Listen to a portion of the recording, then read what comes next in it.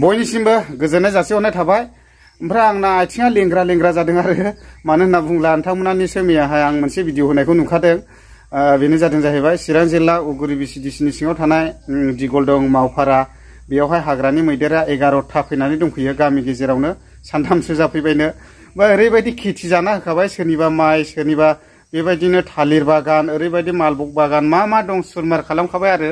ओमफ्राय दा बेखौनो रायजो राजाफ्रा जेन गोजानाव थाङो खोमा होननानै ज' ओंखारनानै होदोंमोन आरो थिग बेयावनो आंबो एसे सन्देरहैदों।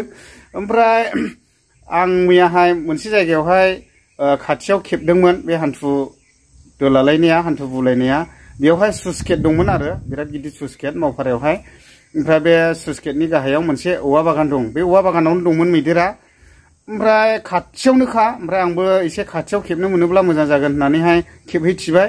ओमफ्राय ओरैहाय आं थानाय आब्राङा माबा आरो बल्डार प्रटेक्सन नेट हेबनायनि। दाने आं खाथियाव थानानैहाय खेबबाय आंजों लोगोसे सासे दंफायो सोरबा। दाने खाथियाव खेबला ओरैबायदि होसोखाबायना फ्रुटल' ना होसोखादों। ओमफ्राय दाने आंबो बारदावनायजों जाबनायजों हियं बारनानै ओरैहाय बल्डार प्रटेक्सन नेट हेबनाय अन्थाइ हागा फुगाव बाज्रुमहरबाय।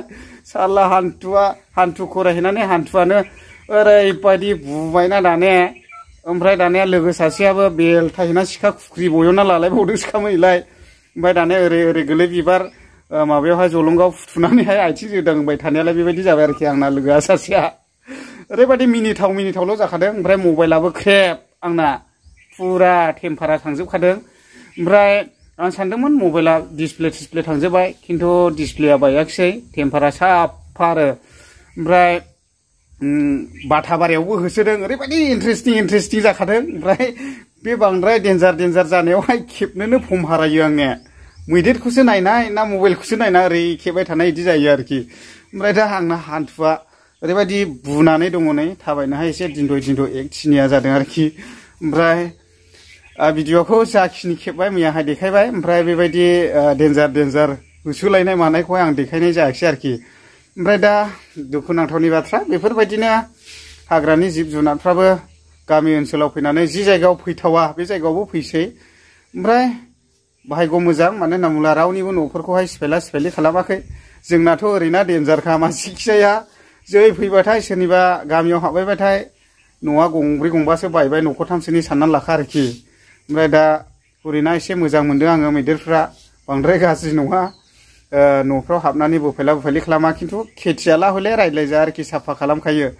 दा दिनैबो थांबायना थाङाखैथाय आं कल खालामहरनाय जायाखै लोगोफोरनाव। ओमफ्राय दा बेबायदिनो आरो फरेस्ट बिफाननिफ्रायबो फैदोंमोन फैनायाथ'। ओमफ्राय बिसोरबोथ' हैनबाय थानो हायाखिसै। ओमफ्राय सानावहाय ओंखारनो नागिरा लांदाङाव मैदेरा बे हाग्रा फिसायावनो हाबलाय ओंखारलाय खालामबाय थायो थांथाया आरो। ओमफ्राय एसे रिस्किबो जायो बेफोरबायदि हाग्रानिफ्राय हैनबाय थानानै लांदाङाव हैनानैहाय बेफोरबायदि गामि ओनसोलफ्राव होग्लुं होग्ला खालामला खारला खारलि सोरखौबा गाला गालिबो खालामजानो गिनांगौ। दा एसे रिस्कि जायो आरो। दा बेबायदि आरोखि हान्थुआ आंना लुमबाव बुनानै फैदों ओरैबायदि थाबायनो दिन्द' जाबाय बेखिनियानो आरो।